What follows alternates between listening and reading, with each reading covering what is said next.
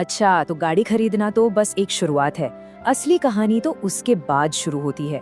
आज हम गाड़ी रखने के उस छिपे हुए गणित को समझने वाले हैं जो कोई भी शोरूम वाला आपको कभी नहीं बताएगा। तो एक सवाल, गाड़ी खरीदने वाले सबसे बड़ी गलती क्या करते हैं? ये वो सवाल है जो किसी के भी लाखों रुपए बचा सकता है। क्या ये गलत मॉडल चुनना है या फिर गलत इंजन? नहीं, असल में सबसे बड़ी गलती इन सब से कहीं ज्यादा बेसिक है। और वो गलती है सिर्फ ईएमआई के बारे में सोचना। ज्यादातर लोग बस ये देखते हैं कि महीने की किश्त कितनी जाएगी, लेकिन गाड़ी को चलाने की जो असली लागत है वो बहुत गहरी छुपी होती है, और यही वो जाल है जिसमें अक्सर लोग फंस जाते हैं। अब जरा इस पर ध्यान दीजिए, ये आंकड़ा आपको चौंका देगा। एक कार जिसकी ऑन रोड कीमत 10 लाख रुपए है, उसे 5 साल रखने का असली खर्चा लगभग 20 लाख रुपए तक पहुंच जाता है। जी हाँ, बिल्कुल सही सुना, सीधा डबल। अब सवाल ये है कि आखिर कैसे? चलिए इसी को समझते हैं। तो आगे हम क्या क्या देखने वाले हैं? सबसे पहले 5 साल की असली लागत का पूरा ब्रेकडाउन, फिर सर्विस सेंटर में होने वाले स्कैम्स का पर्दाफाश, इसके बाद मेंटेनेंस से जुड़े कुछ आम मिथक तोड़ेंगे, इंश्योरेंस क्लेम की कहानियों से सीखेंगे, और आखिर में अपनी गाड़ी की रीसेल वैल्यू को सबसे ज्यादा कैसे किया जाए इस पर बात करेंगे। तो चलिए शुरू करते हैं पहले हिस्से से, 5 साल की असली लागत। अब शोरूम की कीमत से आगे बढ़कर देखते हैं कि असली खर्चा आखिर छिपा कहाँ है। यहाँ देखिए पैसा जाता कहाँ है। मान लीजिए 10 लाख की एक कार है, तो 5 सालों में सिर्फ फ्यूल पर ही लगभग 4 से 4.5 लाख रुपए खर्च हो जाते हैं। इंश्योरेंस रिन्यूअल पर करीब करीब 1 लाख, सर्विस और मेंटेनेंस पर 1,20,000 तक, टायर बदलने पर 40,000 तक, और सबसे बड़ा अनदेखा खर्च डेप्रिसिएशन, यानी गाड़ी की कीमत में जो गिरावट आती है वो है करीब 3 से 4 लाख। इन सबको अगर जोड़ दें तो ये लगभग 9 से 11 लाख रुपए एक्स्ट्रा बन जाते हैं। यहाँ जो सबसे बड़ा सबक है वो ये है, डेप्रिसिएशन और फ्यूल, ये दो चीजें मिलकर ही गाड़ी रखने की कुल लागत का 70% हिस्सा होती हैं। सोचिए, 70%, ये एक बहुत बड़ा आंकड़ा है जिसे लोग अक्सर नजरअंदाज कर देते हैं।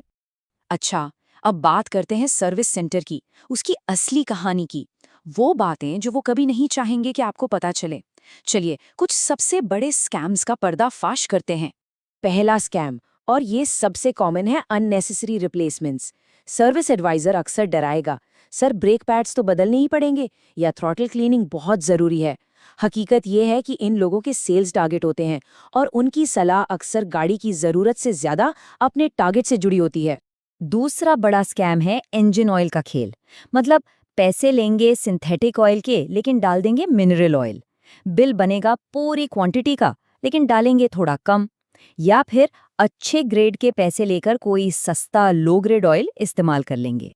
तो भाई खुद को बचाएं कैसे? हमेशा ऑयल की खाली बोतलें वापस मांगे, अपने बिल पर ऑयल का ग्रेड दोबारा चेक करें, और अगर हो सके तो सर्विस के दौरान अपनी गाड़ी के पास ही रहें। ये छोटे छोटे कदम बहुत सारा पैसा बचा सकते हैं। चलिए अब आते हैं मेंटेनेंस से जुड़े कुछ आम मिथकों पर। सच जानने से काफी पैसे बच सकते हैं। सबसे बड़ा मिथक जिस पर आज भी बहुत लोग विश्वास करते हैं, गाड़ी की सर्विस तो हर 5,000 किलोमीटर पर करानी ही चाहिए। देखिए, ये बात पुरानी गाड़ियों के लिए शायद सही थी, लेकिन आज के लिए बिल्कुल नहीं। सच ये है कि आजकल की ज्यादातर गाड़ियों का सर्विस इंटरवल 10,000 से 15,000 किलोमीटर का होता है। हमेशा याद रखिए, असली बॉस गाड़ी का ओनर मैनुअल है, सर्विस एडवाइजर नहीं। आइए कुछ और मिथकों को भी फटाफट तोड़ते हैं। पहला, प्रीमियम पेट्रोल से माइलेज बढ़ता है। सच, ये सिर्फ हाई परफॉर्मेंस इंजनों के लिए जरूरी है, नॉर्मल कार के लिए नहीं। अगला, कंपनी सर्विस ही सबसे अच्छी होती है। सच, वारंटी खत्म होने के बाद एक अच्छा लोकल मैकेनिक आपके 30 से 40% पैसे बचा सकता है। और तीसरा, एक्सटेंडेड वारंटी तो लेनी ही चाहिए। सच, ये सिर्फ उन गाड़ियों के लिए फायदेमंद है जिनमें कॉम्प्लेक्स टेक्नोलॉजी हो, जैसे टर्बो इंजन या डीसीटी गियरबॉक्स। ये हिस्सा बहुत जरूरी है, इंश्योरेंस क्लेम। कई बार लोगों के क्लेम रिजेक्ट हो जाते हैं और उन्हें समझ नहीं आता कि आखिर क्यों हुआ। तो चलिए जानते हैं कि ये कैसे पक्का करें कि जरूरत पड़ने पर पैसा जरूर मिले। क्लेम रिजेक्ट होने के सबसे आम कारण हैं शराब पीकर गाड़ी चलाना, इसमें तो क्लेम तुरंत रिजेक्ट होता है।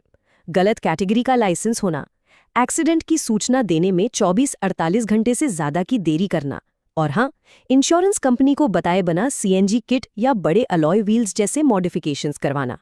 तो एक स्मूथ क्लेम के लिए ये प्रो टिप्स याद रखें। सबसे पहले तुरंत एक्सीडेंट वाली जगह की तस्वीरें लें। दूसरा, 24 घंटे के अंदर अपनी इंश्योरेंस कंपनी को इन्फॉर्म करें।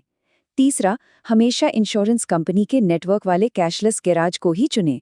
और चौथा, अपनी जीरो डेप्रिसिएशन पॉलिसी की शर्तें ध्यान से पढ़ लें। और अब सबसे आखिर में लेकिन सबसे ज़रूरी बात, जब गाड़ी बेचनी हो तो उसकी सबसे अच्छी कीमत कैसे मिले? ये है एक स्मार्ट सेलर की प्लेबुक। एक बात साफ है, ब्रांड सबसे ज्यादा मायने रखता है। भारत में सबसे अच्छी रीसेल वैल्यू मिलती है मारुति सुजुकी, टोयोटा और होंडा की पेट्रोल गाड़ियों की। वहीं दूसरी तरफ सबसे ज्यादा कीमत गिरती है लग्जरी ब्रांड्स और उन मॉडल्स की जो बंद हो चुके हैं। ये है वो चीज़ें जो रीसेल वैल्यू को सबसे ज़्यादा नुकसान पहुंचाती हैं। एक से ज़्यादा मालिक होना, एक्सीडेंट की हिस्ट्री, अधूरे सर्विस रिकॉर्ड, पीले या गुलाबी जैसे अनपॉपुलर रंग और बहुत ज़्यादा मॉडिफिकेशन। तो फिर वैल्यू बढ़ाएं कैसे? अपनी पूरी सर्विस हिस्ट्री की फाइल मेंटेन करें। सफेद, सिल्वर या ग्रे जैसे पॉपुलर रंग चुनें। गाड़ी को जितना हो सके ओरिजिनल रखें, फालतू मॉडिफिकेशन से बचें। टायर और इंटीरियर को अच्छी कंडीशन में रखें। और हाँ, बड़ी सर्विस आने से ठीक पहले गाड़ी बेचने का प्लान बनाएं। और अगर इस पूरी चर्चा से सिर्फ एक बात याद रखनी हो तो वो ये है, गाड़ी कोई इन्वेस्टमेंट नहीं है। ये एक डिप्रिसिएटिंग एसेट है, यानी एक ऐसी संपत्ति जिसकी कीमत समय के साथ घटती ही है। देखिए, गाड़ी खरीदना आसान है, लेकिन एक स्मार्ट ओनर बनना ही असली खेल है। अगर आप चाहते हैं कि हमारा अगला विश्लेषण भारत में सबसे कम मेंटेनेंस वाली कारों पर हो, तो हमें कमेंट्स में ज़रूर बताइएगा।